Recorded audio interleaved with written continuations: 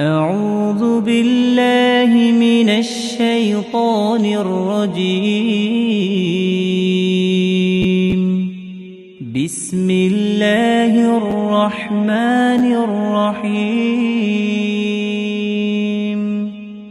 الرحمن علم القرآن خلق الإنسان علمه البيان. الشمس والقمر بحسبان والنجم والشجر يسجدان والسماء رفعها ووضع الميزان ألا تطغوا في الميزان وأقيموا الوزن بالقسط ولا تخسروا الميزان. والأرض وضعها للأنام فيها فاكهة والنخل ذات الأكمام والحب ذو العصف والريحان. فبأي آلاء ربكما تكذبان؟ خلق الإنسان من صلصال كالفخار وخلق الجان من مارج من نار. فبأي آلاء ربكما تكذبان؟ رب المشرقين ورب المغربين. فبأي آلاء ربكما تكذبان؟ مرج البحرين يلتقيان بينهما برزخ لا يبغيان. فبأي آلاء ربكما تكذبان؟ يخرج منهما اللؤلؤ والمرجان. فبأي آلاء ربكما تكذبان؟ وله الجوار المنشآت في البحر كالأعلام. فبأي آلاء ربكما تكذبان؟ كل من عليها فان ويبقى وجه ربك ذو الجلال والإكرام. فبأي آلاء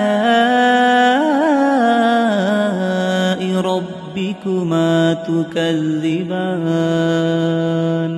يسأله من في السماوات والأرض كل يوم هو في شأن. فبأي آلاء ربكما تكذبان؟ سنفرغ لكم أيها الثقلان. فبأي آلاء ربكما تكذبان؟ يا معشر الجن والإنس والإنس إن استطعتم أن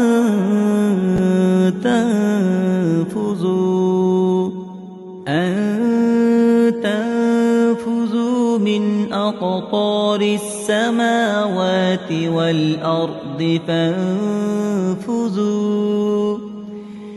فانفذوا لا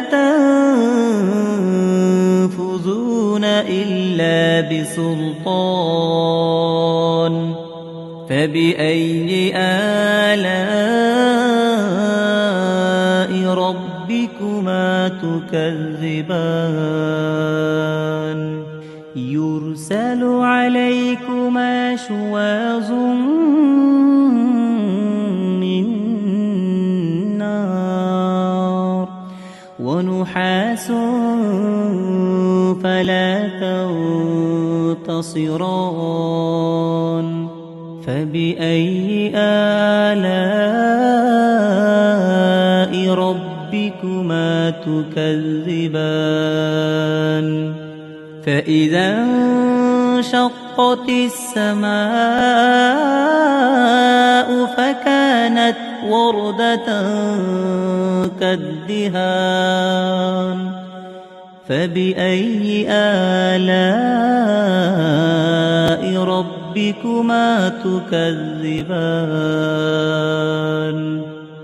فيومئذ لا يسأل عن ذنبه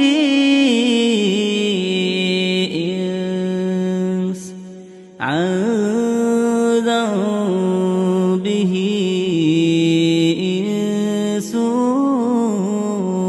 ولا جان فبأي آلاء ربكما تكذبان يعرف المجرمون بسيماهم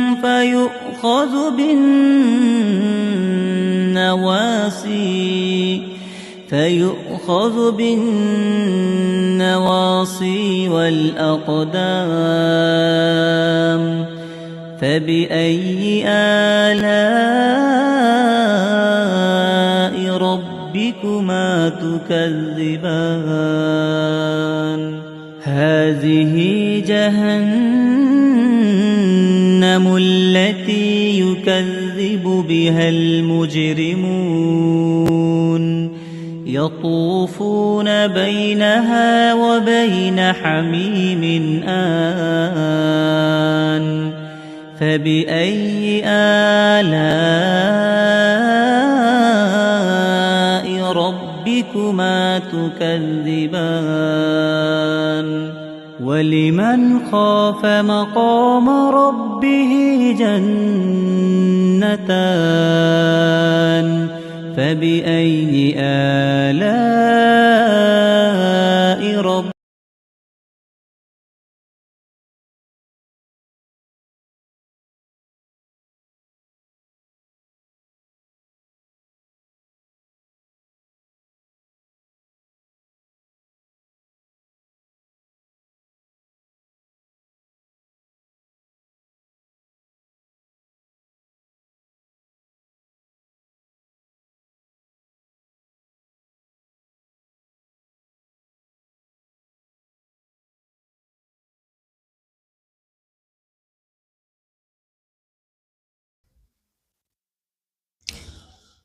الحمد لله رب العالمين والصلاة والسلام على أشرف المرسلين محمد وعلى آله وأصحابه ومن سلك مسلكهم ونهج منهجهم إلى يوم الدين. dúpẹ́ fún Ọlọ́run Ọba, atọrọ ìkẹ́ àti ìgẹ̀ fún Ànábì wa Muhammad sallallahu alaihi wasallam. Ìkẹ́ Ọlọ́run, ọlá Ọlọ́run wà torí ajẹ́njẹ́ tán rẹ̀ kó máa mú bá Ànábì wa Muhammad sallallahu alaihi wasallam àti àwọn ará ilé rẹ̀ àti àwọn sàhábà rẹ̀ àti àwọn tó tẹ̀lé àwọn sàhábà àtàwọn àfáà tí wọ́n gbàṣẹ lọ́wọ́ àwọn tí wọ́n tẹ̀lé tábìí. Ìkẹ́ Ọlọ́run Ọlọ́run kó máa bá gbogbo àwọn àlùfáà tán kọ́ wa lẹ́sìn, tán fi mímọ̀ mọ̀ wá, tán kọ́ wa ń kéwú, tán fi ẹ̀sìn mọ̀ wá, tán fi Ọlọ́run mọ̀ wá, tán fi tí ń jẹ́ tàwhídì gidi, tàwhídì pàtàkì, tán fi ìmọ̀ Ọlọ́run lọ́kan ṣoṣo kò pé méjì tán fi hàn wá. Àánú Ọlọ́run gbogbo wọn tí wọ́n ti kúrò láyé, àánú Ọlọ́run àti ìyọ́nú rẹ̀ kó má ṣe máa rọ̀jò rẹ̀ bá gbogbo wọn. Látorí àwọn bàbá wa Sheikh Adam Abdallah Al-Ilori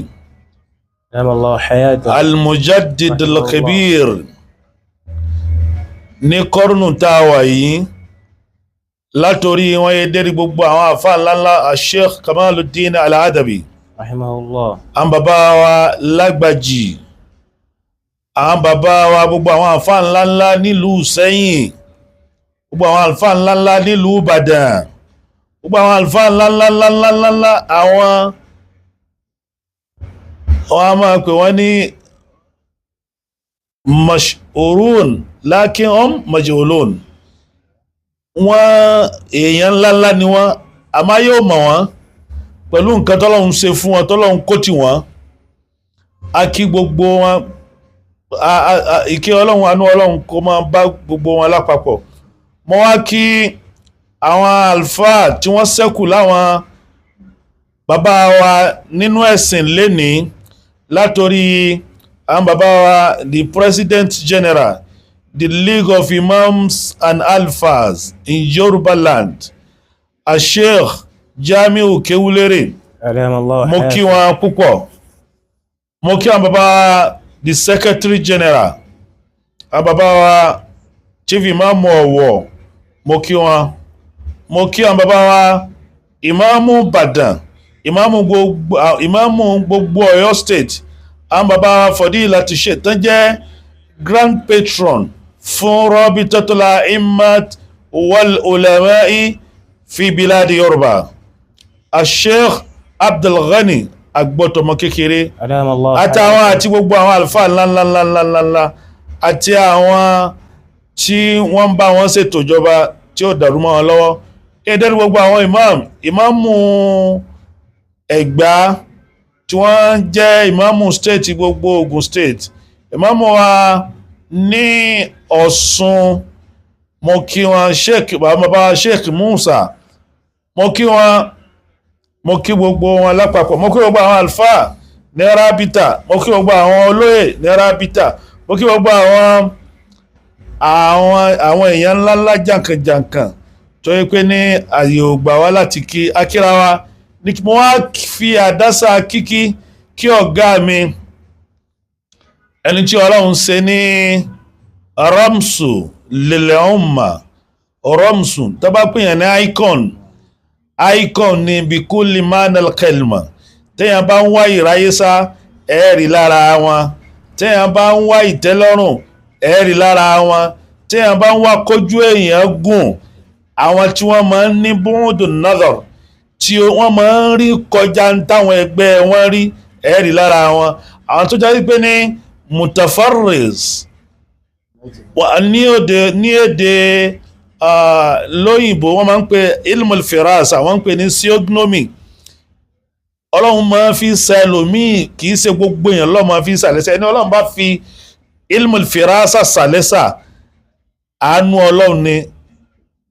Àwọn àlùfáà ọ̀gá mi Sheikh Habibullah Adam Abdallah Al-Ilori, ọlọ́mọ́sà jẹ́ kí a rí wọn pẹ́. Àlékún àlàáfíà, àlékún ẹ̀mí gígùn, àlékún fàyàbalẹ̀, àlékún fọkànbalẹ̀, àlékún àánú, ọlọ́mọ́sà bá jogún ẹ̀ fún wọn. àmín. Mo kí gbogbo àwọn tí wọ́n wà pẹ̀lú wọn láti bẹ̀rẹ̀ títí dé òpin. Mo wá kí gbogbo àwọn àlùfáà tí wọ́n jẹ́ àwọn àlùfáà wa tí wọ́n wà káàkiri.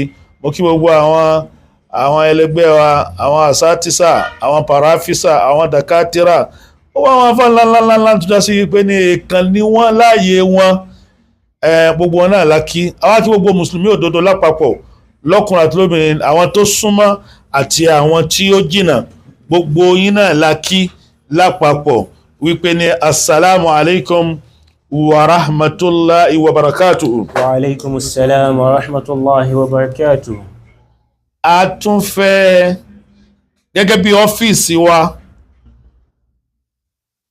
ó wà fún ifta, irshad, tanwir, tawhiya àti bẹ́ẹ̀ bẹ́ẹ̀ lọ. Counseling, guidance, enlightenment, preaching, callings àti bẹ́ẹ̀ bẹ́ẹ̀ lọ.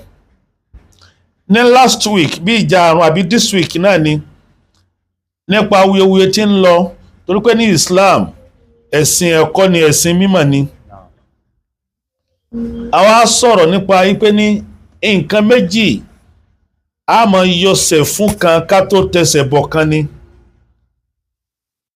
Ọlọ́run ò fẹ́ àfiṣejù. Ìyẹn Ọlọ́run fi ń sọ fún wa nínú Al-Qur'an wípé ní a'udhu billahi minash shaitanir rajim bismillahir rahmanir rahim. La taglu fi dinikum. Ẹ má ṣe àṣejù nínú ẹ̀sìn yín.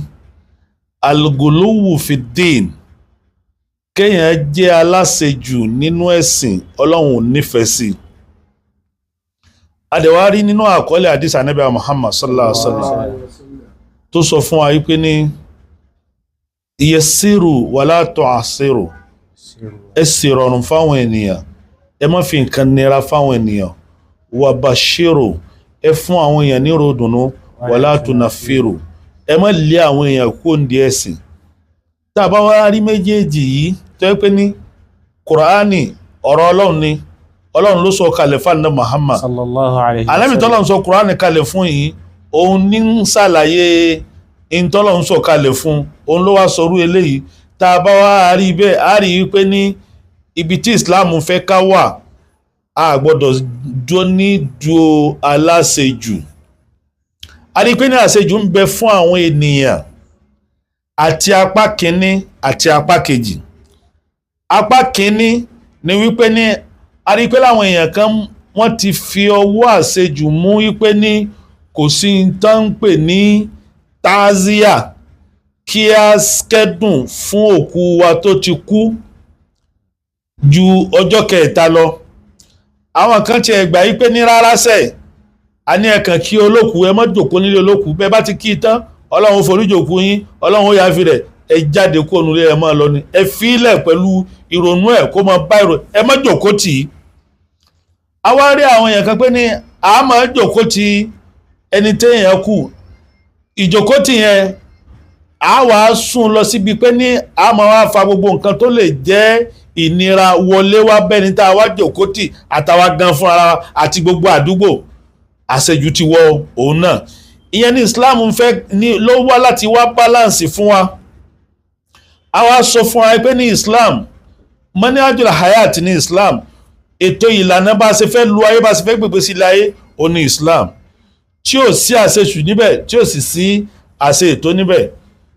Kódà ní tìtorí rẹ̀ a rí àwọn èèyàn tó kú bá kú, wọ́n mọ̀, kódà àwọn èèyàn bá débi wípé ní béèyàn bá jẹun nílé olókù oúnjẹ haramu ló jẹ.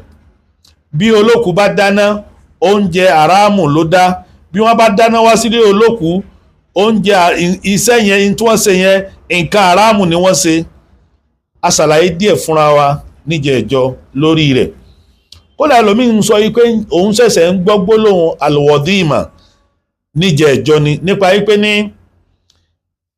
oúnjẹ tí wọ́n bá ṣe wá fún àwọn ilé olókù, táwọn ẹbí olókù bá ṣe wá fún àwọn ẹbí wọn tí ṣẹlẹ̀ṣẹlẹ̀ sí, alwadima ni wọ́n ń pè é. Ẹlòmíín ṣẹ̀ṣẹ̀ ń gbọ́ for the first time ni. Oúnjẹ tí àwọn tí kìí ṣe ẹbí wọn táwọn ẹlòmíín bá ṣe wá, alwadima ni wọ́n ń pè é. Ǹjẹ́ gbólóhùn yìí, ǹjẹ́ oúnjẹ yìí só tiẹ̀ ní àyè rárá nínú ṣẹ̀ríà tí àwọn kan fi wá bá débi wípé ní tí wọ́n bá ṣe oúnjẹ nílé olókùn wa ní ẹ̀yin àfáà jòkújòkú, ẹ̀yin bàbá jòkújòkú, ẹ̀yin ìyá jòkújòkú, ẹ̀yin bọ̀dá jòkú, ó tí ẹ̀ mẹ́lòmíì ju irú àlàjẹ́ báyìí lọ ǹjẹ́ àṣejù kọ́ ni kí mùsùlùmí máa pe mùsùlùmí ẹgbẹ́ ẹ̀ ní tí ń bẹ nínú súnnà, ní tí ń bẹ nínú àkọọ́lẹ̀, ní tí ń bẹ nínú ìwé kíni tí ń bẹ nínú àkọsílẹ̀ ìwé àwọn olùmọ̀, àwọn àfáàmọ̀, àfẹ́ẹ̀sìn. Gẹ́gẹ́ bẹ́ẹ̀ nìkan sọ pé ní òun wá títí òun ò ríjọ́ mẹ́ta, òun ò ríjọ́ márùn-ún, òun ò ríjọ́ mẹ́jọ nínú ìwé mímọ̀ àwọn àlfáà. Ṣé bẹ́ẹ̀ ni ìyẹn ló mú wa pé ní ó yẹ ká jáde ká sọ sí gẹ́gẹ́ bí ipò wa, gẹ́gẹ́ bí ààyè wa. Àwa sọ ń jọ́nà lọ́hùn pẹ̀lú ògo Ọlọ́run.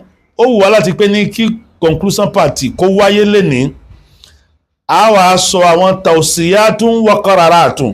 Kí ni àwọn resolutions, kí ni àwọn recommendations tí ó wá jáde láti ọ́fíìsì wa gẹ́gẹ́ bí ààyè iftar, gẹ́gẹ́ bí ààyè rabitatul a'imma wal ulama fi biladi Yorùbá. Gbogbo àwọn ìmáàmù mẹ́fẹ̀ẹ̀fà nílẹ̀ Yorùbá including Edo and Delta.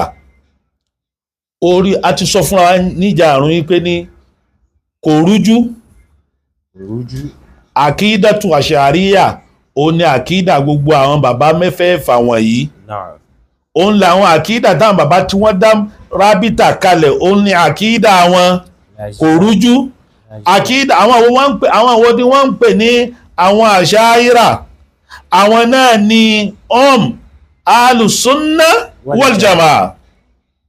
Àwọn mẹ́ta àwọn èèyàn tí àkídà àwọn papọ̀ náà ń pè ní alùsúnnà wal jamaa. Kí àwọn wo ní àkọ́kọ́ òun náà ni àwọn al-ashaira, àwọn ẹnìkejì òun náà ni al-maturidiyya, àwọn ẹnìkẹta òun náà ni àwọn al-hadith àbí fudala'ul anabila. Kìí ṣe gbogbo àwọn anabila ni wọ́n kó sínú alùsúnnà wal jamaa. Kò rújú until eléyìí ni tàrífù àwọn alùsúnnà wal jamaa. Until gbàtí Ibn Taymiyyah tó dé ló tó kó gbogbo àwọn oríṣiríṣi èèyàn sínú alùsúnnà wal jamaa against àwọn Shia. Àmọ́ ìntí àwọn àṣàírà, maturidiyya àti àwọn àtasọ́wùf, àwọn alùlhadith tẹ́ fi ń jẹ́ alùsúnnà wal jamaa, a máa ṣèdánilẹ́kọ̀ọ́ lórí ẹ̀ pẹ̀lú ògo Ọlọ́run Ọba.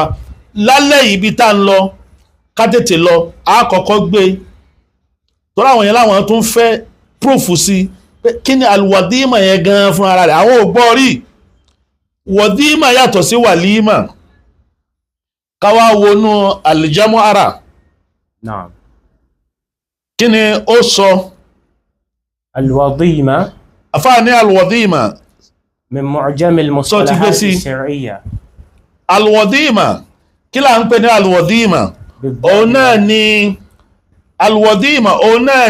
ta'amul ma'tami. Ta'amul ma'tami. Oúnjẹ àpéjẹ. Oúnjẹ àpéjẹ. Yud'a ilayhi an-nas. Oúnjẹ tá a máa ń pe àwọn ènìyàn sí. Ta'amul ma'tami. Oúnjẹ òkú. Yud'a ilayhi an-nas. Oúnjẹ ìṣẹ̀lẹ̀ aburú là ń pè ní al-mahtami. Naam. A máa ń pe àwọn èèyàn síbẹ̀. Summiyat bidhalika. A sọ oúnjẹ òkú. Ẹ má jẹ́ kí n tí ìtumọ̀, ẹ má jẹ́ kí mi túmọ̀ rẹ̀. Kẹ má rò wípé bóyá èmi mo sọ sí alìjámọ́ ara lẹ́nu. Summiyat bidhalika, wọ́n ń pè ní alwadima, wọ́n ń pè ní ọkọ̀ yẹn nítorí pé ní lima nabahu min ad-daym. Torí pé ní kìí ṣe ìdùnnú ló kó wọn jọ ni wọ́n fi ń jẹ. ومن شواهده قولهم nínú àwọn tá tún lè fi jẹ́rìí قولهم ọ̀nà ní gbólóhùn wọn tá máa ń wí فيشمل الوظيمة وهي وليمة الحزن ó ti kó sínú gbólóhùn alwadhima wa hiya walimatul husni وهي وليمة الحزن mutaradifu alwadhima ó ní الوليمة walimatul husni ìtumọ̀ rẹ̀ ó náà ní pé ní wàlímà ìyẹn pé dáa ń pé wàlímà ó náà ní àpéjọ jẹ tó jẹ́ ti ìdùnnú ó ní wàlímà àmọ́ wàdímà àpéjọ jẹ tó jẹ́ ti ìbànújẹ́ tá a bá wo ahkamul Qur'an li Ibn al-Arabi àbàbẹ̀ níbẹ̀ تبعه الإنصاف للمرداوي تابعه الإنصاف للمرداوي tí àfáà Madawi ṣe àbá níbẹ̀ تبعه حاشية البجر àbá níbẹ̀ tàrífù jẹ́ ká ti lọ sísàlẹ̀ التعريف اللغوي نعم التعريف اللغوي التعريف اللغوي طعام المأتم تعريف اللغوي linguistic meaning definition alwadhima طعام المأتم ó náà ni oúnjẹ òkú أو الطعام المتخذ àbí ká tó pé ní oúnjẹ tó já sí pé ní المتخذ tá a máa ń jẹ عند المصيبة nígbà tí ìṣẹ̀lẹ̀ aburú bá ṣẹlẹ̀ ومن معانيها nínú ìtumọ̀ rẹ̀ القوم يقل عددهم ẹ jẹ́ á lọ síbi tí àwọn àlfáà sọ lórí rẹ̀ ká bọ́ síbi number 2 number 2 lọ sí number 2 number 2 الأحكام المتعلقة بالوظيمة الأحكام المتعلقة لا التعريف أتكا نعم التعريف الوظيمة لغة طعام المأتم والطعام المتخذ عند المصيبة والكلأ المجتمع والقوم أتكا الألفاظ ساتو سلة àwọn الألفاظ tí àwọn gbólóhùn tó ní relationship pẹ̀lú alwadhima yẹni pé tán pẹ́ra wọn tán súnmọ́ra wọn pẹ̀lú alwadhima alákọ̀ọ́kọ́ ó ní al-khurs bidammil akhi wa sukuni ra a máa fún kha ní dọ́mà a dẹ̀ máa fún rọ̀ ní sunkún ìtumọ̀ rẹ̀ ó náà ní ta'amul wiladati ọ̀tọ̀ ní oúnjẹ ọjọ́ kẹjọ súná ọ̀tọ̀ ní wàlímà ọjọ́ kẹjọ súná àṣẹ́yìnjọ́ tá a bá bímọ oúnjẹ tán máa ń ṣe ìjọba ìyàwó mi bímọ lẹ́ni o kí wọ́n lọ lè dálẹ̀ fún àwọn ará inú ilé ẹ̀ àbáwọn ẹbí ẹ̀ tí kìí ṣe dídálẹ̀ tọ́tí tí kìí ṣe dídálẹ̀ ti iná àpà wàlímà ni wọ́n ń pè é wàlímà tí wọ́n ń pè é òun náà ni ọkọ̀ tí wọ́n ń pè irú oúnjẹ bẹ́ẹ̀ tí wọ́n pè àwọn ẹ̀yà wa wọ́n máa irú ẹ̀ ń wáyé tí àwọn yín bá bímọ tẹ́ bá ní ìyàwó mi bímọ o wọ́n lọ lè ra bisikíìtì bisikíìtì kábín wọ́n lọ ra kábín wọ́n wà rà sílé bọ́bá tí wọ́n ń kí wọ́n máa fún ọ ní bisikíìtì àṣẹ walimatul khursi ó nìyẹn ó yàtọ̀ sí al-aqiqa tó jẹ́ ti ọjọ́ kẹjọ mímọ̀ bẹ́ẹ̀ gbọ́ mi yé bí yẹn ṣe rí nù ẹlẹ́ẹ̀kejì ó náà ni ká ṣe wòlímà fẹ́ni tí ó parí Qur'an ẹni tó parí wàlímà ẹni tó parí Qur'an tó wá Qur'an lórí àbó parí àbó ka Qur'an tán الطعام الذي so ti ye oni oúnjẹ tó dájú pé ní يصنع عند حفظ القرآن. no a máa fún wọ́n máa ń ṣe nígbà téèyàn bá há Quran lórí naam wal ma'ara ó ti at-ta'allum wal ma'ara نعم bẹ́yàn bá kọ́ṣẹ́ náà tán tó mọṣẹ́ dáadáa tó fẹ́ ṣe freedom téèyàn fẹ́ ṣe freedom èyàn eléyìí ètò ẹ̀sìn wa ní àwọn kan tó lè dé lọ́la ní sí wọn ní kò sí nǹkan pè ní freedom sànẹ́bí ṣe freedom lójú ilé ayé ànẹ́bí àbí wọ́n ṣe bẹ̀rẹ̀ sí ní kọ́ṣẹ́ ni naam mọ́ gbọ́ وفي الاصطلاح nínú istilah الطعام الذي يصنع عند حفظ القرآن نمشي jẹ́ ká bọ̀ lọ. نعم الأحكام المتعلقة بالوظيمة الأحكام المتعلقة بالوظيمة àwọn ìdájọ́ tó rò papọ̀ mọ́ oúnjẹ òkú kí làwọn ìdájọ́ fíkíù àwọn ìdájọ́ ṣẹ̀ríà tó rò papọ̀ mọ́ oúnjẹ olókùúdé. تتعلق بالوظيمة أحكام منها حكم àwọn nǹkan tó rò papọ̀ mọ́ alwazima ahkam ìdájọ́ pọ̀ nínú rẹ̀ o náà ni حكم اتخاذ الوظيمة. àkọ́kọ́ ìdájọ́ ká jẹ oúnjẹ yẹn àbí ká ṣe oúnjẹ yẹn hukmu اتخاذ الوظيمة àkọ́kọ́ nù. الوظيمة إما أن تكون من أهل الميت. ìta wa ń pè ní alwazima oúnjẹ òkú ìta ń pè bẹ́ẹ̀. إما أن تكون ìmá ó lè jẹ́ an takuna min ahlil bayt oúnjẹ òkú yìí ó lè wá látọ̀dọ̀ àwọn èèyàn tó kúkú fún. أو من غير أهل الميت. أو من غير أهل الميت àbí kó wá látọ̀dọ̀ ẹni tí kìí ṣe àwọn ilé olókùú.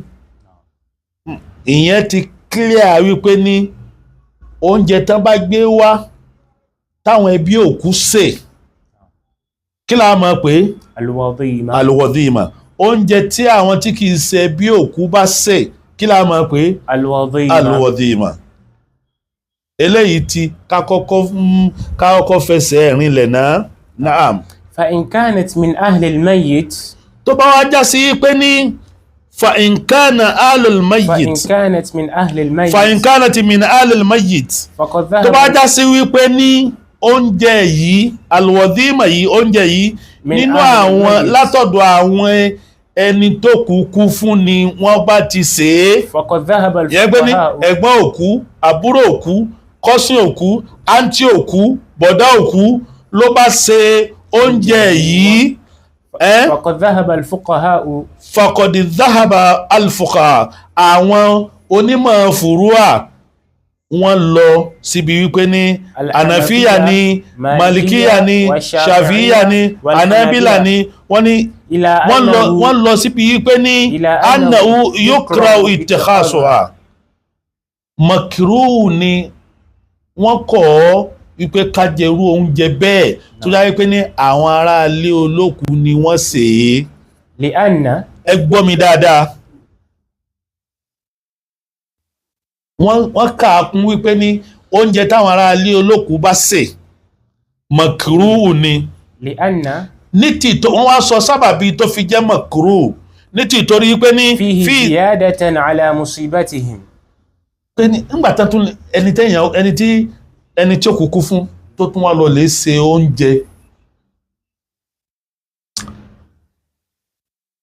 lè ṣe oúnjẹ mùsíbà yẹn pọ̀ ni. wa shughlan lahum ila shughlihim. ó tún wá jẹ́ iṣẹ́ ó tún wá jẹ́ àìrójú kún àìrójú tó bá wọn. wa tashabbuhan bi suni ahli al-jahiliyya. ó tún wá jẹ́ bí wọ́n tún fi ń kọ́ṣe àwọn ìṣesí àwọn jahiliyya kí Islam tó dé. ولأن اتخاذ الطعام في السرور. torí pé ní ìgbà tá a máa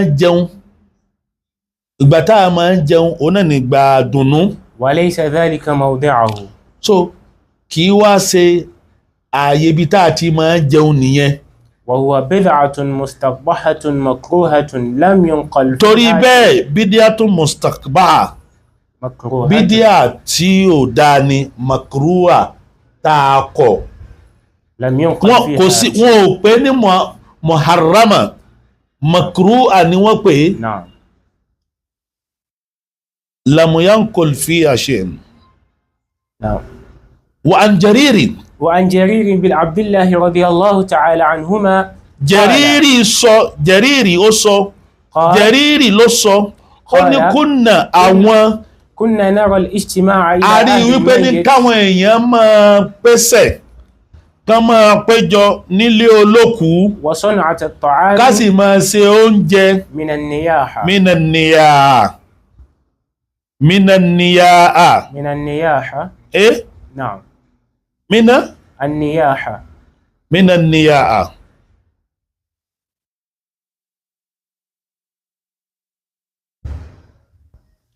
من النياحة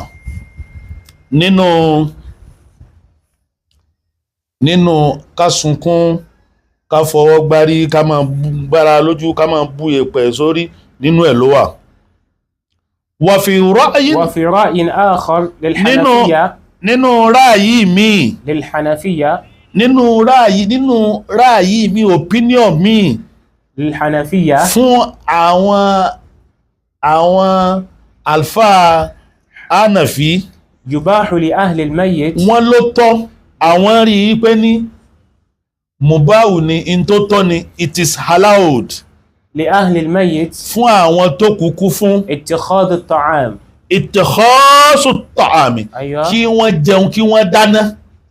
وذلك لما رواه عاصم بن wọ́n rí eléyìí àwọn interface evidence ní tí àwọn mọ́sàbí Hanafi fi ṣe evidence لما رواه عاصم بن òun náà ni tí Asimu gbà wá عن أبيه عن رجل من الأنصار látọ̀dọ̀ ọkùnrin kan nínú ansar قال ó sọ wípé ní خرجنا مع رسول الله صلى الله عليه وسلم àwọn jáde pẹ̀lú ànábì lọ sin ẹnìkan فرأيت رسول الله صلى àwọn الله wá rí عليه ànábì sallallahu وسلم alaihi wasallam وهو على القبر tó wà lórí sàárè ànábì wà ní ìgbèrí sàárè يوسف nínú ẹgbàá wà mí wọ́n ní alahafatil qabri ó wà ní etí sàárè يوسف الحافر tí ń pa ẹni tí ń gbẹ́sà kòtò yẹn tí ń pa aláṣẹ. أوسع من قبل رجليه أوسع من قبل رأسه bá mi fẹ́ ìgbèrí ẹ̀ bá mi fẹ́ ìgbásẹ̀ rẹ̀ فلما kó mọ kí sàárè mọ́ lọ lè fún mọ́. نعم فلما رجع nígbà tí ànábì sallallahu alaihi wasallam tán wá sẹ́rí padà tí wọ́n kú ò níbi jánásà استقبله داعي امرأة ó wá pàdé ẹ̀ فجاء وجيء ó wá pàdé استقبله داعي امرأته ìmúráàtì àbí ìmúráàtì nínú sáré wọ́n sọ pé ìmúráàtì zawjatul mutawaffa zawjatul mayyit ìyàwó ẹni tó kú. فجاء وجيء بالطعام ni ó ló ránṣẹ́ pé Ànábì sallallahu alaihi wasallam wọ́n wá nígbà tánàbí wà dẹ́dọ̀ wọn وجيء ó بالطعام wá gbé oúnjẹ ó gbé kalẹ̀ فوضع يده Ànábì wá ti ọwọ́ bọ oúnjẹ ثم وضع القوم فأكلوا àwọn sàábé tán wà pẹ̀lú Ànábì náà wá ti ọwọ́ bọ oúnjẹ pẹ̀lú ẹ̀ fàákàlú wọ́n wá jẹun. yẹn ni pé ní sahaba àti Ànábì sallallahu alaihi wasallam wọ́n jẹun oúnjẹ tí ìyàwó òkú sè kalẹ̀ yìí pé nígbà táwọn èèyàn wọn táwọn àlejò òun yìí bá ti ń bọ̀ wá láti ibi jánásà ọkọ òun ó yẹ kí wọ́n lè fi nǹkan sẹ́nu. ẹ sì rí i pé kì í ṣe eléyìí àdíìsì lélẹ́yìí àdíìsì yìí ni Hanafi àwọn àfa Hanafi ni wọ́n fi báàkì wọn pé náà fi sọ pé ní àwọn mọ̀sáì àwọn àfa mẹ́rẹ̀ẹ̀rin tán sọ lẹ́ẹ̀kan pé ní tó wáyé pé àwọn ọmọ olókùú àbí ẹni tí tẹ̀lẹ̀sẹ̀rẹ̀ sí ló bá ṣe makruh ni Hanafi sọ pé rárá o kì í ṣe makruh mubahu ni ó sì mú proof wá pẹ̀lú àdísì yìí pé ní a rí àkọọ́lẹ̀ yìí pé ìyàwó ẹni tó ṣaláìsí gbóúnjẹ fànábì òun pẹ̀lú àwọn sàhábà rẹ̀ wọ́n sì jẹ́ ó di méjì láti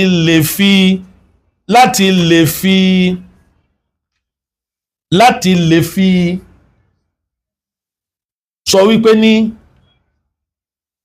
alwadima oúnjẹ táwọn ará ilé òkú bá ṣe a máa pè ní alwadima oúnjẹ tí àwọn èèyàn tí èèyàn ṣe lóòkú a máa pè ní alwadima fahadha eléyìí àdísì ta wí kan yìí ó ń tọ́ka gbèsè number 3 ó ń tọ́ka ala ibahati sun'i ahli al-mayyit at-ta'am ó ń tọ́ka àdísì yìí ń tọ́ka ala ibahati ipe ni ó tọ́ sun'i ahli al-mayyit sun'i ahli al-mayyit at-ta'am pé àwọn ẹni tó kú bá kú fún wọ́n lè ṣe oúnjẹ wa da'wati ilayhi wọ́n lè pe àwọn èèyàn yìí pé ní ẹ wá bá wa jẹ oúnjẹ tá a ṣe. Àníyàn tó wọ́n fi ṣe ló wá kù báyìí à ń bọ̀ wá ń bẹ̀. wazada al-malikiyya àwọn àfáà Málìkì àwọn àfáà kan nínú àwọn àfáà nù Málìkì annama yasna'uhu aqaribu al-mayyit min at-ta'am wọ́n sọ wípé ní ẹ̀rí oúnjẹ tí àwọn aqaribul mayyit àwọn olùsúnmọ́ òkú oúnjẹ tí wọ́n bá ṣe wa jam'i an-nasi ilayhi àti èrò tí wọ́n bá pè in kana li qira'ati tó bá já sí pé ní in kana li qira'ati Qur'ani wọ́n pè wọ́n pé ní ẹ̀ka Kùránì o wa nahwiha mimma yurja àbí bẹ́ẹ̀ àbí bóyá dàláìlù ni wọ́n kó jáde tí wọ́n kà àwọn àfáà Málìkì ni wọ́n ń sọ eléyìí mimma yurja àwọn àfáà tán pé láwọn ò tí ì túlé àwọn gbogbo tíra àwọn àfẹ́ẹ̀sìn àwọn orí ń tó jọmọ́ bẹ́ẹ̀ ṣé tíra àwọn àfáà kèfèrí leléyìí subhanallah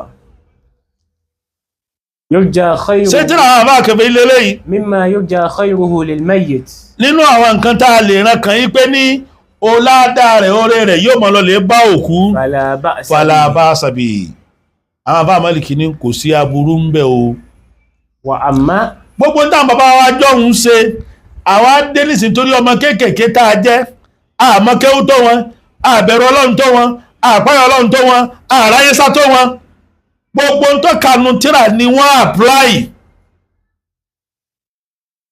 àwọn sọ wa amma àwọn àfáà Málìkì wá sọ wípé ní idha kana li ghayri dhalika tó bá yàtọ̀ sí wípé wọ́n pe àwọn èèyàn jọ tó wọ́n wà dáná wọn ò ní ka Kùránì wọ́n mọ̀ play music ni wọ́n mọ̀ play ludo ni wọ́n mọ̀ ta kíní ni wọ́n sọ wípé ní fayokara o kò tọ́ walau kana al-mayyitu awsa bi fi'li kódà bí òkú bá sọ àsọtẹ́lẹ̀ rẹ̀ ipé bọ́n bá kú o inda mawtihi fa innahu inda mawtihi tó ń bá ti kú fa innahu yakunu fi thuluthihi wa yajibu tanfidhuhu bọ́n bá kú o ẹ mú nínú dúkìá mi ẹ fi máa ṣe sàárà fáwọn èèyàn fún ọjọ́ méje fún ọjọ́ mẹ́jọ fún ọjọ́ mẹ́ta fún ọjọ́ márùn-ún yajibu tanfidhuhu wọ́n ló pọn dandan tanfidhuhu kí wọ́n execute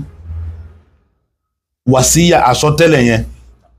wa nassa Shafi'iyya ala annahu Shafi'i àwọn àfáà Shafi'i sọ̀rọ̀ ala annahu wọ́n sọ wípé ní idha kana ala al-mayyiti daynun tí gbèsè bá ń bẹ fún òkú aw fil warathati mahjurun alayhi aw ghaibun wa sunya zalika min at-tark fa inti àwọn fẹ́ pé òkú tó bá jẹ gbèsè kalẹ̀ àì tún mú nínú dúkìá rẹ̀ mọ́ ó là kó bá àsàsọ tẹ́lẹ̀ ó ti di haram ẹ kọ́kọ́ yanjú gbèsè náà kẹ́ tó yanjú wa adọ́fà anábìlà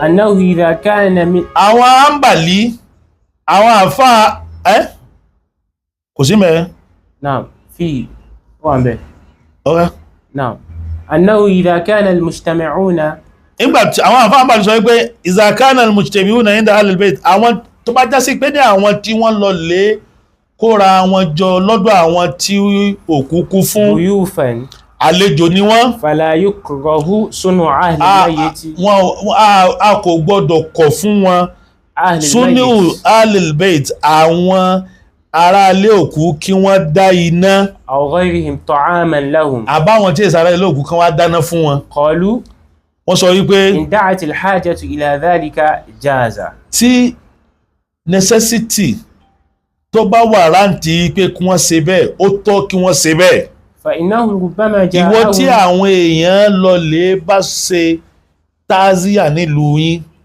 tán wá wọkọ̀ wá lọ́nà tó jìnnà tí èsè yìí pé bóyá ayé rẹ̀ ò yọ Islam kọ́ wa ní bá a ṣe ń ṣàpọ́nlé àlejò نعم ọwá ní kàlejò máa lọ ṣàpọ́nlé ara rẹ̀ tẹ́ ẹ bá ti bọ́ ta ẹ̀rí ilé alámọ̀lá ń tòsí ẹ lọ́jà mọ́lá kẹ́ ẹ yó سبحان الله wọn ò sì torí kinní kankan wá torí bàbá rẹ̀ torí ìyá rẹ̀ ni wọ́n fi torí ẹ̀ wá.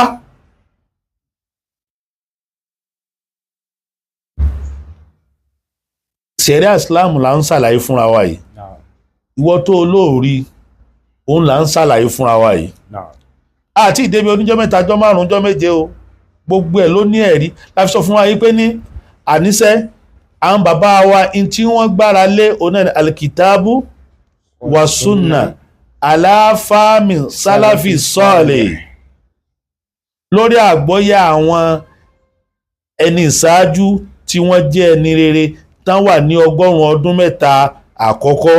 نعم فإنه ربما جاءهم من يحضر ميتهم من القرى البعيدة ويبيت عندهم ó lè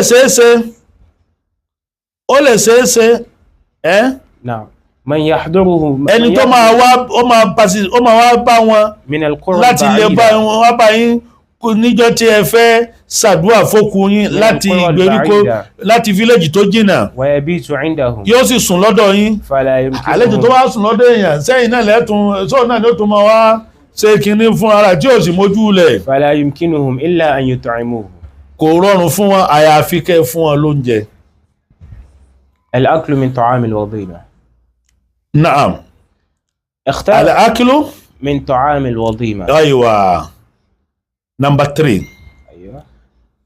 ká wá jẹ oúnjẹ òkú kí ni ṣẹ̀ríà sọ nípa rẹ̀ kí làwọn àlùfáà ẹ̀sìn sọ nípa rẹ̀ أيوة. ìwọ tó rí èébú mú ìbú ju pé ẹ̀yin àfáà jòkújòkú ẹ̀yin bàbá jòkújòkú ẹ̀yin ìyá jòkújòkú àti ìbẹ́ ni pé ní kéèyàn jẹ́ ńlé olókùú tó bá ti jẹ́ inú náà ní lọ. سبحان الله. tírẹ̀sì là ń kà fúnra wa yìí. naam. اختلف الفقهاء في حكم الأكل من طعام الوظيمة. ikhtalafa al-fuqaha àwọn àlùfáà اختلفوا. náà àti ìdẹ́bẹ̀ ẹ̀yìn ijabatu da'wati ila al-wadhima. طيب إجابة الدعوة إلى الوظيمة. tán bá pè wá pé ní àwọn fẹ́ ṣàdúrà fókù àwọn نعم. wọ́n pè wá àwọn ọmọ olókùú àwọn ẹbí olókùú wọ́n pè wá pé láwọn fẹ́ ṣàdúrà fókù àwọn fẹ́ tọrọ àforíjì fókù àwọn نعم. kí ni ṣẹ̀ríà sọ اختلف àwọn àlùfáà ẹnu wọn ò kò في حكم إجابة الدعوة ṣé إلى pé الوظيمة. nínú wípé sáà lè dáhùn ìpè pé ẹni tó bá pè wá tó lóun fẹ́ ṣàdúrà fókù òun sì fẹ́ ṣe àpèjẹ oúnjẹ òkú. فذهب الحنفية àwọn ànáfíà إلى أن إجابتها مستحبة. àwọn ànáfí sọ wípé ní ìjábàtà ha ká dá ìpèpè bẹ́ẹ̀ mustahabbatun ìtafẹ́ ni. وذهب الشافعي àwọn ṣàfíyà sọ wípé àti ànábílà àti màlìkíyà ìlànà makruha wọ́n ní ìta akọ ni. نعم. وذهب ابن رشد من المالكية. ibn rushdi alfa gbà nínú àwọn alfa maliki ó sọ wípé ní rárá o nítòwò anaha mubahatun ntótó ni. báwọn àfáà ṣe ń lò ní kò sẹ́nìkan tó pera wọn lọ́mọ náà kò tẹ̀ sí pé níwà wọná nínú gbogbo ọ̀rọ̀ tó wà nílẹ̀ yìí. نعم. káwá jẹ ń jẹ òkú. نعم. الأكل من طعام الوظيمة. ká jẹ ń jẹ òkú ká jẹ ń jẹ tí wọ́n pèsè nítorí òkú. اختلف الفقهاء. táwa yóò bá ń pè ní oúnjẹ òkú.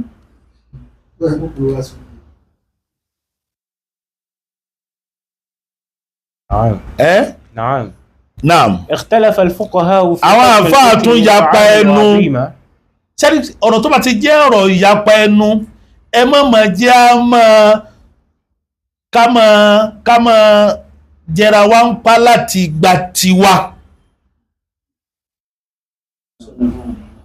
نعم. ẹ má jẹ́ á mọ́ jẹra wá ń pa àní ìtẹ́mi ń sọ yìí òun làwọn àfáà tán ní ẹ̀sìn tí wọ́n mọ ẹ̀sìn jù wá lọ ó ní wọ́n ń ṣàlàyé láàrin ara wọn yìí kò sẹ́ni kankan tó pè ní haram nínú wọn pọ̀tílẹ̀ ní àwọn èèyàn ti bá débi pé ní wọ́n ń pè ní haram kódà àwọn àfáà tán bá nílé bí tí wọ́n ti ń jẹ́ ń jẹ òkú wọ́n máa fojú ọmọ náwó ọ ẹ̀sìn òyí ọ ṣé àwọn àfáà yìí náà sẹ́sìn òtún yá wọn náà. naam.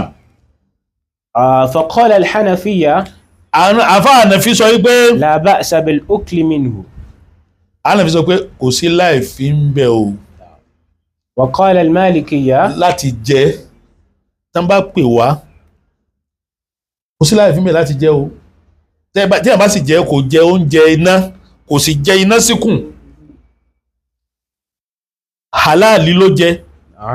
وقال المالكية Málìkì sọ wípé ما يصنعه أهل الميت in táwọn ará ilé òkú bá ṣe nínú oúnjẹ ويجمعون الناس عليه táwọn èèyàn péjọ لا ينبغي لأحد الأكل منه kò tọ́ fún ẹnìkan kó jẹ nínú rẹ̀ إلا أن يكون الذي صنعه من الورثة. àyàfi tó bá já sí wípé nínú الذي ìdókù صنعه nínú dúkìá òkú tó fi kalẹ̀ من الورثة nínú dúkìá tó kú fi kalẹ̀ ni wọ́n ti mú tí wọ́n fi ṣe fala haraj fẹlẹ̀ ọkùnrin ìyẹn pé ní kìí ṣe wípé ní ọmọ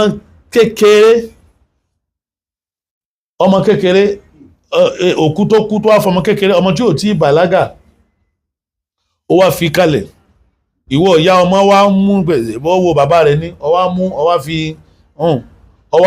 ọwá fi dáná fáwọn èèyàn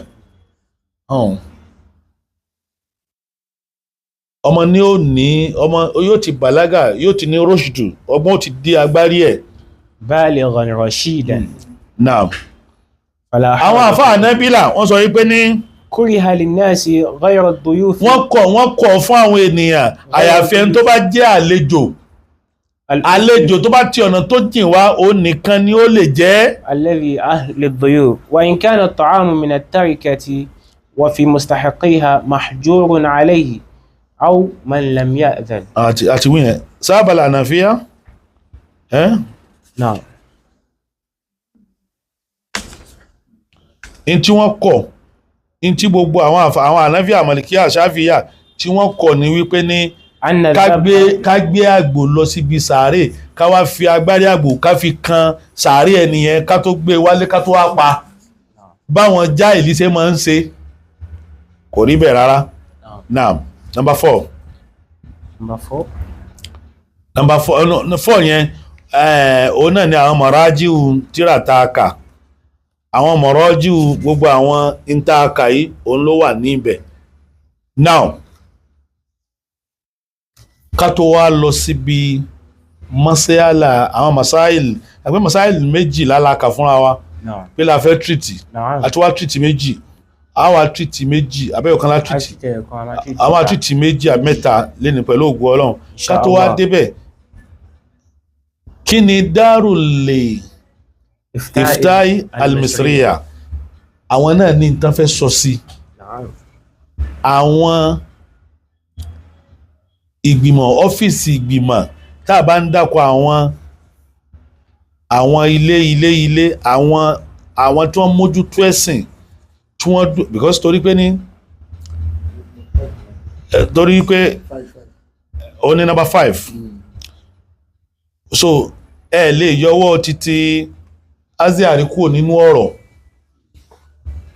ìbéèrè yìí wọ́n béèrè lọ́wọ́ àwọn àlùfáà àpapọ̀ àwọn àlùfáà Azhari wípé ní idha mata al-insanu tí ọmọ èèyàn bá kú da'a ahluhu àwọn ará ilé òkú yẹn wọ́n wá pé al-ulama àwọn àlùfáà wal-'amata àti àwọn èèyàn ba'da ayyamin ila baytihi bada ayami lẹ́yìn ọjọ́ tí òkú kú ó lè jẹ́jọ́ kẹta ó lè jẹ́jọ́ kẹrin ó lè jẹ́jọ́ karùn-ún ó lè jẹ́jọ́ keje ó lè jẹ́jọ́ kẹjọ ó lè jẹ́ 41 days. Naam. Fayajtami'una wa yusalluna fayajtami'una wọ́n wá kójọ ẹ̀tẹ́ wá pé wa yusalluna wọ́n wá sàṣàlátù wa yusallimuna ala nabi àṣàlátù wàṣàlámù àṣàlátù wàṣàlámù àbíbọ̀ náà ṣe máa ń wí àwọn rárá ìyẹn kọ́ òjò kó dòjò kẹ́ fún bàbá rere àṣàlátù kó dòjò kẹ́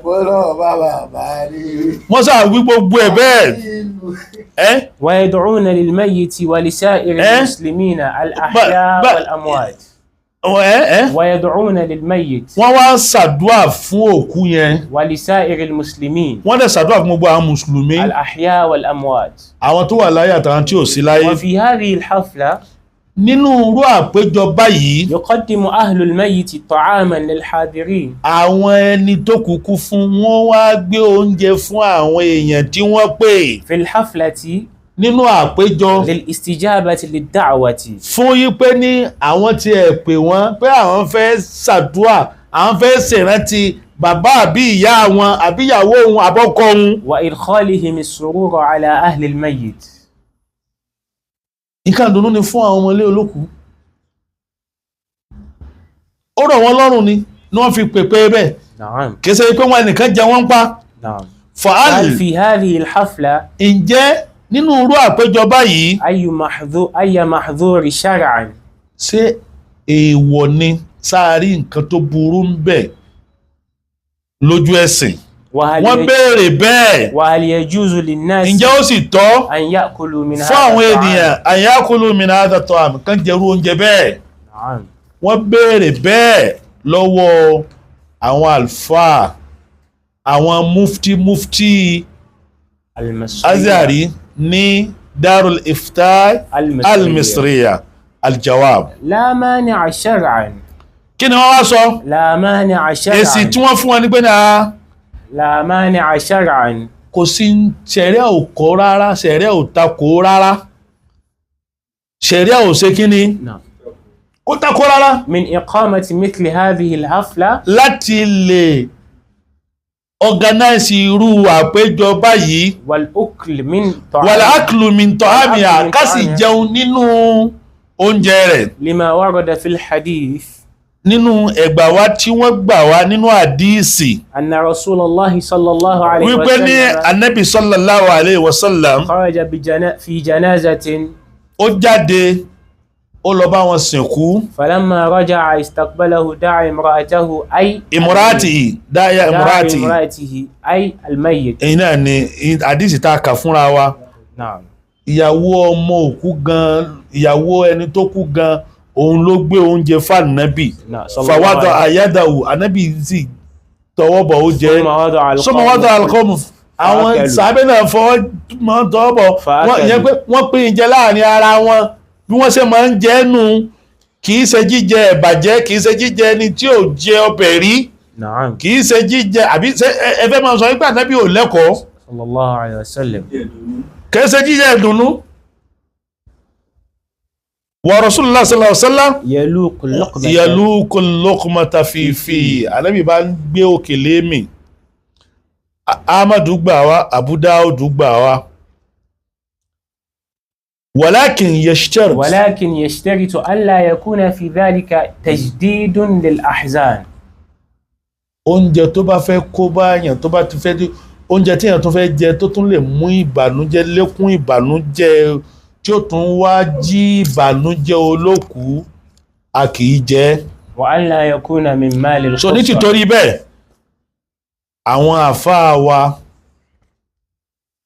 ní táwọn náà sọ lélẹ̀ pé àṣé gbogbo ẹ̀yin tẹ́ ń sọ wípé ní àwọn àlùfáà tí wọ́n ń pè níjọ́ kẹta níjọ́ karùn-ún tẹ́ ń jáwé iná lé wọn lọ́wọ́ ṣé gbogbo wa ti ríbi tá a kù sí báyìí. Naam. ẹ̀sìn lélẹ́yìí ìmọ̀ lélẹ́yìí ìmọ̀ ní nínú àwọn mọ̀sáìlì tàwa fẹ́ méjì àámú ń bẹ̀ àti sọ ọ̀kan ní ìta sọ ní last time kí ni nǹkan tá sọ rán mi létí ẹ̀. المسألة الأولى مشروعية إعداد الطعام لأهل الميت من طرف أهله àwọn ìgbé ni àwọn ẹbí olókùú ni wọ́n gbọ́dọ̀ dáná fún àwọn cousin family external family àbí external extended family ló gbọ́dọ̀ dáná fún àwọn èèyàn tí àwọn ẹbí wọn pé nígbà tó pé ẹbí kan náà ni wọ́n so tiye àmọ́ ẹlẹ́ẹ̀kejì yìí عكس الأولى ọ̀nà axel ula opposite àkọ́kọ́ ni مشروعية صنيعة الطعام ṣíṣe lẹ́tọ̀ọ́ ṣíṣe oúnjẹ mintọ́ra fi hàlẹ̀ mọ́yì tí a ń fún sí àwọn ilé olókùú gan lè dáná لأقاربهم fún àwọn èèyàn fámílì wọn náà وأهليهم àti àwọn ará ilé wọn وخاصتهم àti àwọn èèyàn pàtàkì wọn máa jawaz مع جواز اجتماع الناس pẹ̀lú pé ní ó tún tọ́ pé ní àwọn èèyàn tún lè kó jọ torí mo gbọ́ tàfà kan sọ pé ní tazia èèyàn yóò jòkólẹ̀ nílé olókùú o èèyàn yóò jòkólẹ̀ nílé olókùú o ẹ sì já máa sọ̀rọ̀ pẹ̀lú ìbẹ̀rù Ọlọ́run pẹ̀lú mímọ̀ ìtẹ́ èèyàn bá mọ̀ èèyàn sì dákẹ́ èèyàn jòkólẹ̀ tá a sì rí nínú lójúlé ayé Ànábì Muhammad sallallahu alaihi wasallam bẹ́ẹ̀ bá kú fún Aisha àwọn èèyàn máa wá ń pè àwọn obìnrin ẹgbẹ́ máa wá ń pè ti Aisha wọ́n máa wá pè tí níjàmá ìyẹn la wá sọ dípẹ́ ni wọ́n wá tó sẹ́lẹ̀ nílé olókùú wọ́n wá tó ẹsẹ̀lẹ̀ nílé olókùú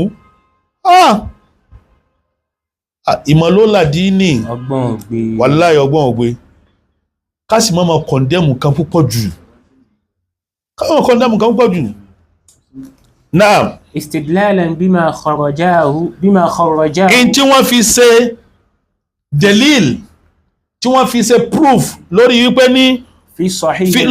ní lórí wípé ibi tàkọ́kọ́ ẹ̀ náà ni pé ọmọ olókùú àbí naam nínú Bukhari tabawonu Sahih al-Bukhari wa Muslim àti Sahih al-Muslim min hadith Aisha zawjin hadisi tí Aisha gbà wá zawjin nabi tó jẹ́ ìyàwó Nabi sallallahu alaihi wasallam annaha kanat wípé idha mata al-mayyit min ahliha idha mata al-mayyit min ahliha tí òkú kan bá kú nínú àwọn ará ilé Aisha fashtama'a lidhalika an-nisa táwọn obìnrin ẹsẹ̀ wọ́n wá péjọ sílé olókùú yẹn thumma tafarraqna illa ahlaha gbogbo wọn bẹ̀rẹ̀ sí ní túká wa khassatuha ó wá kó àwọn ará ilé nìkan amarat bi barmatin min talbina Aisha ó wá pàṣẹ pé ní ẹ lọ prepare wọ́n ń pè kíníkan ní talbina wọ́n á ṣó rẹ̀ fún yín nísìn oúnjẹ ni talbina ẹ oúnjẹ ni talbina ẹ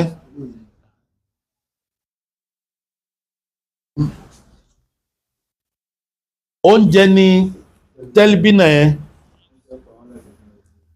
Aisha wa pa wọ́n láṣẹ yìí pé ní ẹ lọ lè ṣe talbina ẹ mílìkì àti bí jéró àbí rẹsì ni wọ́n máa ń rẹ sínú rẹ̀ náà máa fi ń prepare rẹ̀ òun la gbé sí ojú ìwòran ẹ̀ òun náà ń pè ní at-talbinatu an-nabawiyya Aisha wá pa ìpé níwá ẹ lọ prepare rẹ̀ wọ́n wá ṣe thumma suni'a sarid wọ́n ń pè oúnjẹ kan náà ní porridge ferid porridge ìyẹn tún yàtọ̀ sí talbina Aisha wà pẹ̀sẹ̀ pé ní ọya ẹ lọ ṣe serid náà fasabbati talbina wọ́n wá da talbina sí orí serid yẹn thumma qalat lẹ́yìn náà ni Aisha wà sọ fún àwọn pé ní kulna minha ẹ̀yin obìnrin wọ̀nyí ẹ̀yà máa jẹ́ fa inni sami'tu Rasulullah torí mo gbọ́ Ànábì Muhammad sallallahu alaihi wasallam yaqul tí ń sọ wípé ní at-talbinatu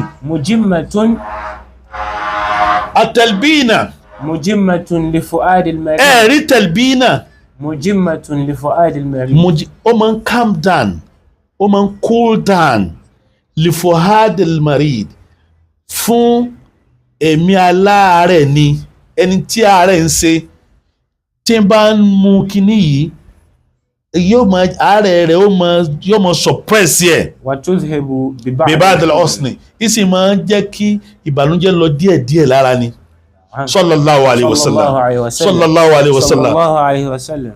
àwọn ìyá wa ń jọun tó kú bá kú ẹni tó kú fún in tó máa ṣe ni pé wọ́n wá sí ẹ̀kọ́ gbóná àti kàngú gbóná àbí àkàrà tó gbóná wọ́n wá jókòó tì bó jẹ́ kò dẹ̀ sí bí ọwọ́ ni wọ́n ní ó sì bùkọ́ mú àwọn ògì ọkà bàbà tó bá wá mú gbígbóná yóò wá láàgùn ara rẹ̀ wà balẹ̀ the next ni pé ní orun ọmọkùn ni bọ́ọ̀rùn bá sì ti kun yẹn déyàn bá ti sùn kò sí bíbànújẹ́ náà ọkàn ó tó balẹ̀ díẹ̀. Na'am. Sallallahu alayhi wa sallam. àwọn eléyìí dé òun ni wọ́n wá làwọn kan wá dé tí wọ́n ń kọ̀ǹdẹ́mù yìí ìmọ̀lólà díínì ọgbọ́n ògbé. Al-mas'alatu thalitha. masala ẹlẹ́ẹ̀kẹta. مشروعية التجمع عند أهل الميت وصنيعة الطعام عموما لجميع الناس أيا كان الصانع أهل الميت أم غيرهم وفي ذلك أدلة. مسألة ẹlẹ́ẹ̀kẹta kò sí ńbẹ̀ right. نعم معي. ó wà ńbẹ̀. kò sí ńbẹ̀ mọ́sálà lẹ́kẹta àti sọ yẹn mọ́rọ̀ lálákọ̀ọ́kọ́ nípa wípé ní dẹ̀lílù wípé ní kìí ṣe olókù náà ẹni tó kúkú fún náà lè ṣe oúnjẹ fún yàn àti fáwọn aráàta gẹ́gẹ́ bí ọmọbìnrin tó tí ọkọ rẹ̀ kú tó ṣe oúnjẹ fún gbogbo àwọn ènìyàn àti sọ. ẹ dákun ẹ̀yin àlùfáà wa ẹ dákun àwọn bàbá wa tí wọ́n ṣẹ̀ wálẹ̀ onímímọ̀ ni wọ́n ẹsẹ̀ wọn sì jinlẹ̀ jindò níbi mímọ̀ ẹsẹ̀ wọn jindò níbi mímọ̀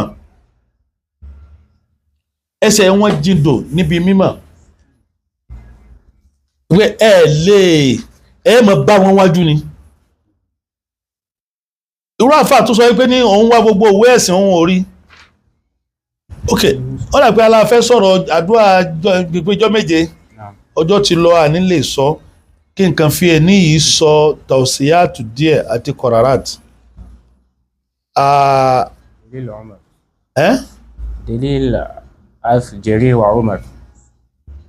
Gbogbo torí àkọọ́lẹ̀ wà yí pé ní Umaru ìgbà tó kú wọ́n jẹun wọ́n mu lẹ́yìn rẹ̀ ìgbà tí Abubakar kú wọ́n jẹun níbi ó wà ní gbogbo tá à ń sọ yóò wà nínú al-Matalibul Aliyah gbogbo àwọn nǹkan tá à ń ta ìyẹn tí mo tó fẹ́ sọ yìí ìyẹn ó lè ayé lè má gbà mí láti ka gbogbo ẹ̀ pé gbogbo kọ́lá Umaru tó kọ àkọọ́lẹ̀ yìí pé ní tí mo bá kú o ẹsẹ̀ oúnjẹ nígbà tó lọ lè sin Umaru tán tí wọ́n wá dé kí wọ́n tó dé wọ́n ti tò tébù oúnjẹ kalẹ̀ ìbànújẹ́ tí wọ́n ń bẹ lára àwọn èèyàn wá gbọ́wọ́ wọ́n wá sọwọ́kọ́ ní Abdullahi ní Abbas نعم عبد الله بن العباس بن عبد المطلب العباس بن عبد المطلب رضي الله عنه يا أيها الناس قد مات رسول الله صلى الله عليه وسلم وشربنا بعده Ademu ومات أبو بكر رضي الله عنه فأكلنا وشربنا Ademu أيها الناس ẹ̀yin كلوا من هذا الطعام oúnjẹ tẹ́ prepare kalẹ̀ fún yín ẹ̀yin náà lẹ ní ẹ jẹ. فمد يده ومد الناس أيديهم. Abbas ibn Abdullahi olókọ́kọ́ náwó sóúnjẹ báwọn náà ṣe wá bẹ̀rẹ̀ sí ní jẹun nìyẹn. So bí èèyàn ṣe fẹ́ jẹ́ tí ó tààfin ní sọ wàdímà di wàlímà òun lágbo ó ní shurut lágbọ́dọ̀ tẹ̀lé. àwọn tá à ń sọ̀rọ̀ yìí kẹ́ẹ̀pẹ́ là ń pèpè yìí pé ní síwá àbàjẹ́ rárá kò rí bẹ́ẹ̀ á pèpè síwá àbàjẹ́. ọ̀pọ̀lọpọ̀ mọ́sálásí tó di mọ́sálásí lẹ́yìn táwọn èèyàn ń lò ní àdúrà owó tó máa gbà níbi ìsìnkú èèyàn ni wọ́n fi bá mọ́sálásí náà débi tí wọ́n bá mọ́sálásí dé.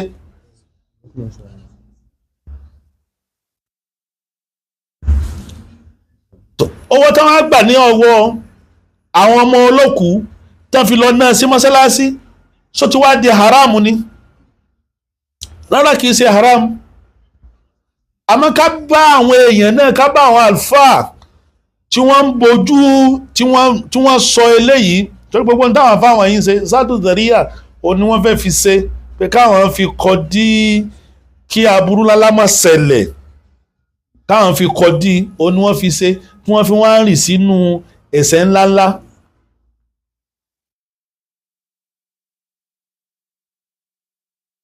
okùn ẹbí ò gbọdọ̀ já kí ọmọ tó lòun gbọ́ ẹ̀sìn yé kó wá torí nǹkan kékeré yìí torí pé gbogbo àwọn nǹkan tá à ń kankalẹ̀ àṣejọ́ mẹ́ta àjọ mẹ́rin nǹkan kékeré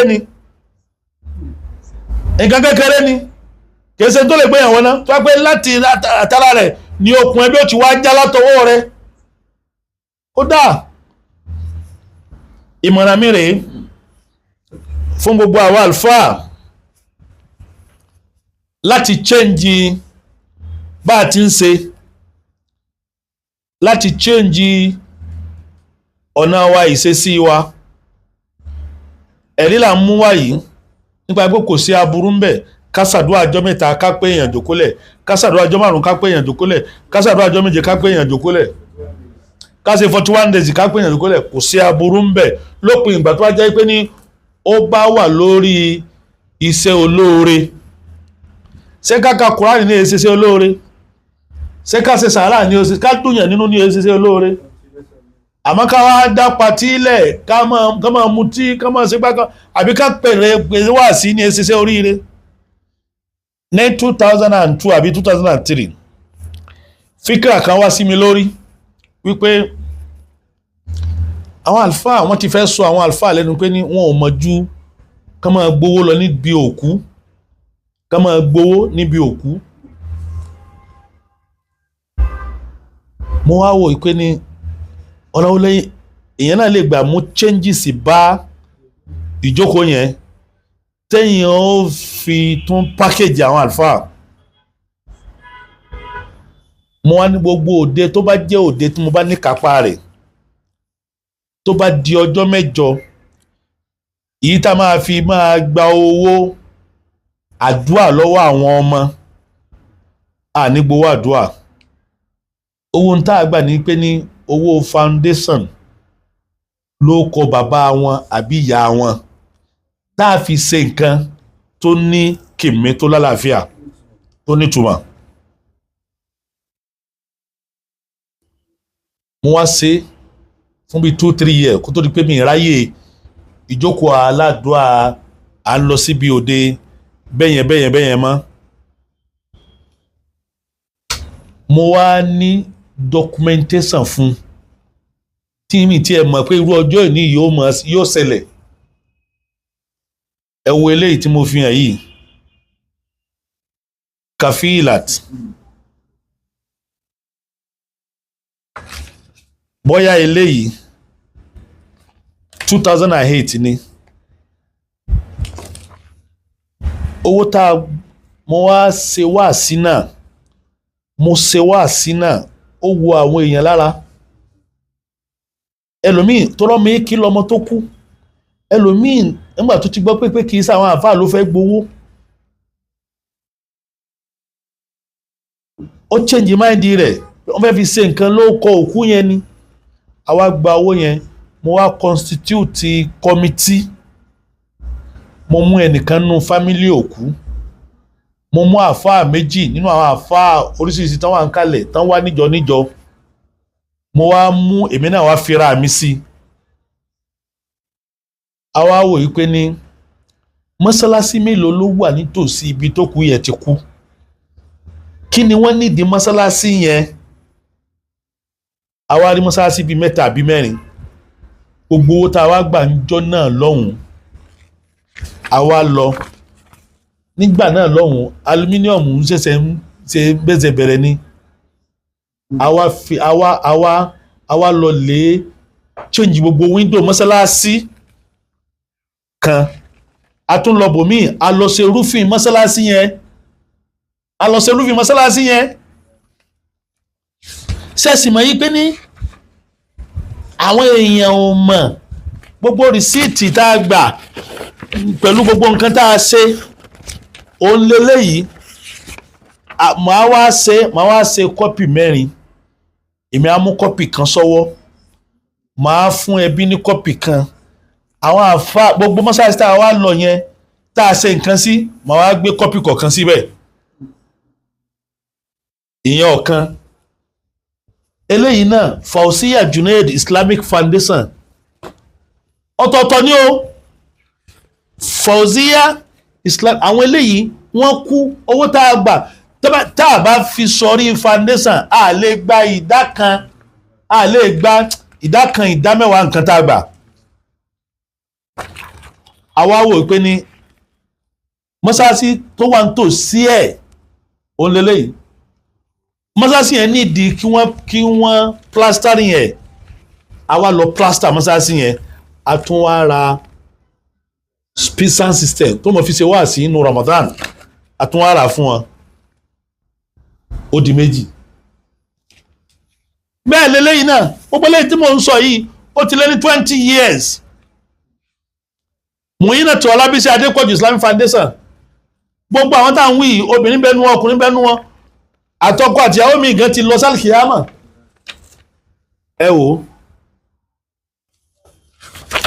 ẹ wò blackboard lásẹ̀ ẹ wò ọlọ́nkọ́bá akẹ́ Sheikh Abdulgani Adéǹlé Yusuf, time of salati apin káàkiri gbogbo mọ́sálásí láwọn àsìkò oorun, adẹ̀ra sound system fún mọ́sálásí míì.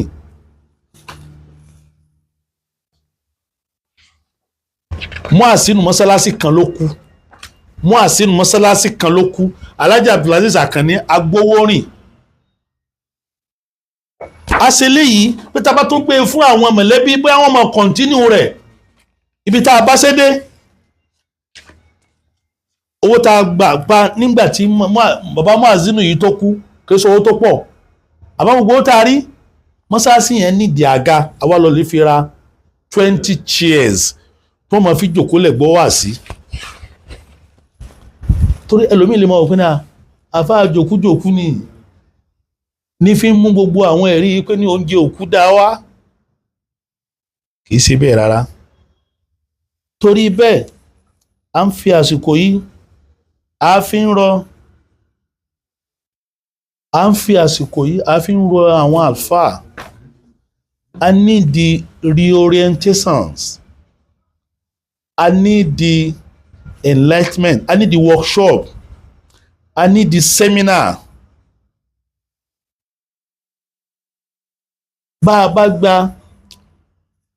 Tẹ́yàn bá gba 1 million, ẹ mọ̀ pé ibi tẹ́ bá ti launch foundation tẹ́ gba 1 million, tẹ́ bá fọkọ foundation bẹ̀rẹ̀ rẹ̀ ẹ lè má gbà tó 200,000 naira. Tẹ́ bá wá gba 1 million, tẹ́ bá rí 800,000 tẹ́ fi ṣe foundation fẹ́ni tó kú, tẹ́ wá pín 200,000 yẹn láàrin ara yín, torí sàrà ni. Ibi tó bá sì yẹ kẹ́ rí 1 million tẹ́ wá lọ lè rí 10 million, tẹ́ wá pín 1 million láàrin ara yín. A gbọ́dọ̀ tún ọ́fíìsì wa ṣe. So nítorí bẹ́ẹ̀ à ń fi àsìkò yìí a fi ń rọ ẹ̀yin àlùfáà, ẹ jẹ́ ká má pera wa ló kọ́kọ́ mọ́ àfáà jòkújòkú, àfáà fòkú owó. Ẹ̀yin gbà pé ní oúnjẹ òkú lẹ́yìn fẹ́ máa jẹ gbogbo ìgbà, òun láti proof fún yín nínú ṣẹ̀ríà yìí, kí lẹ tún wá fẹ́ sọ. Tẹ́ ẹ bá gbé nígbé kó jẹ́ èèwọ̀ mọ́ yín lọ́wọ́ yóò di èèwọ̀. Bẹ́ẹ̀ lásì ń bọ̀ wá ẹjẹ́ á ṣe pẹ̀lẹ́pẹ̀lẹ́. À ń bọ̀ wá lórí sàárè, torí pé ní ká lọ sin àwọn èèyàn sínú itẹ́ òun ló dáa jù. Tá bá rí èèyàn tó ní inú ilé ní ẹ̀sìn òun sí, kò sí láì fi ń bẹ̀.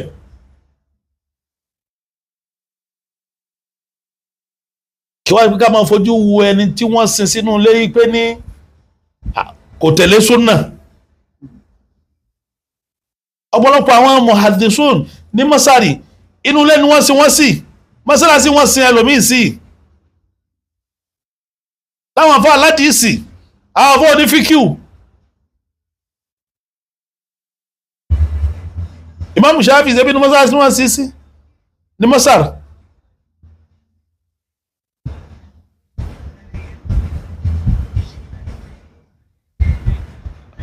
tábà ń sọ yí pé ní torí pé torí wọ́n mọ̀ rí àwọn èèyàn yóò lọ dúró tẹ àwọn ẹgbẹ́ rẹ̀, wọ́n lè máa ṣàdúrà fún ó di ẹ̀mẹ́ẹ̀ló tí jàmáà kan dìde pé ẹjá lọ lé kí àwọn ará sàárè.